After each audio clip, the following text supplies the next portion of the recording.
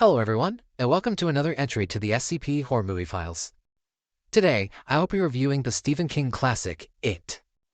Like always, this is merely a fan-made project of mine to see how the SCP Foundation would deal with containing and understanding monsters from various horror movies. So I hope you all enjoy the video. With that being said, let's begin with SCP-AAF.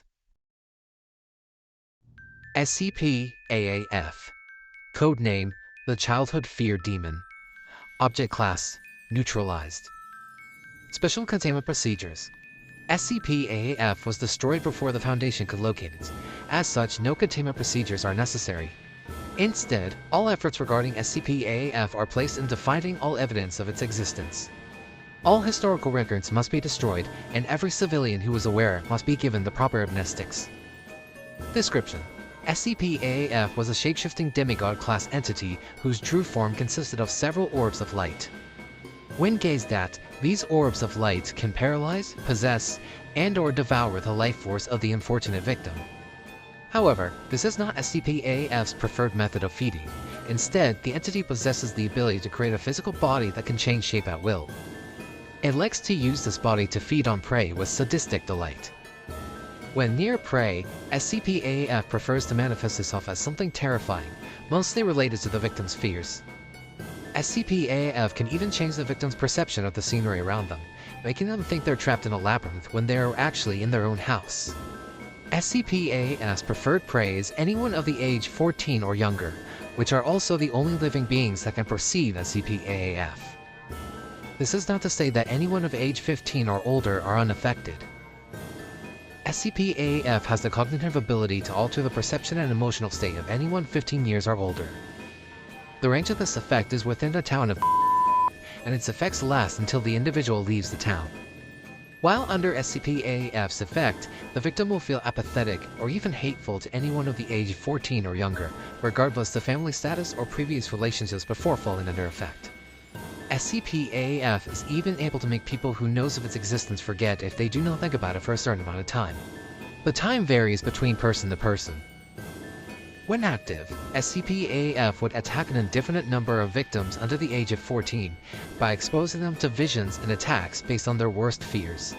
Because of its effects on those 15 or older, these children rarely receive protection or help and are often abandoned entirely, allowing SCP-AAF to feed without worry. There have been instances where parents would give up immediately after their children have gone missing.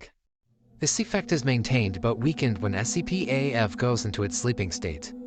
SCP-AAF's sleeping state lasts for about 27 years, afterwards it'll awaken and start feeding all over again. Though SCP-AAF feeds on the fear, anger, and depression of the children it devours, it has the capability to hypnotize anyone who is over 15 into its slave. To what extent SCP-AAF does this and how often is unknown. What is known is that once someone is within its grasp, there is no way to free them. It is hypothesized that a likely trigger for this is when someone of 15 years or older enters SCP-AAF's lair. However, there is nothing concrete to prove this. SCP-AAF is seemingly all-powerful, with an intelligent and cruel personality. However, this is all a front and nothing more. SCP-AAF can only maintain its physical and cognitive powers while its victims are afraid. Should the victims work up the courage to face SCP-AAF, they will be able to harm and even kill the entity. It is believed this is what led to SCP-AAF's destruction at the hands of the 5 survivors of the incident. SCP-AAF was only discovered in 2016 after its destruction when a massive sinkhole was reported in the town of What brought the disaster to the Foundation's attention was not only the abnormal size, but also how the residents of reported feeling happier and more lively afterwards.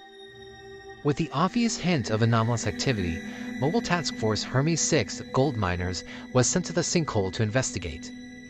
By using Foundation mining drones, MT of Hermes 6 found an elaborate cave system intertwined with the local sewage system, most of which was buried by the sinkhole.